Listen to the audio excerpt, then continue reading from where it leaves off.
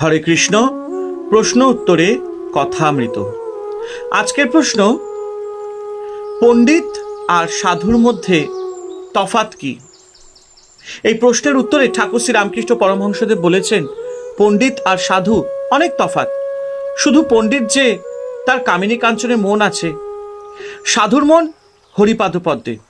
পণ্ডিত বলে এক, আর এক করে এক। সাধুর কথা ছেড়ে দাও, যাদের হরিপাদপদ্মে মন তাদের কাজ কথা সব আলাদা।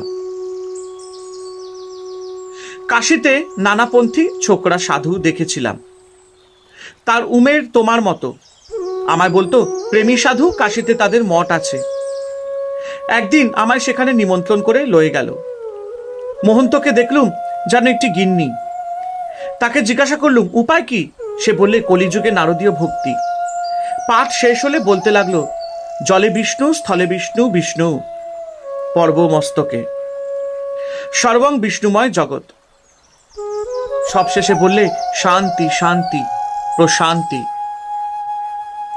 হরে কৃষ্ণ। জয় ঠাকুর শ্রী রামকৃষ্ণ পরমহংসদেবের জয়।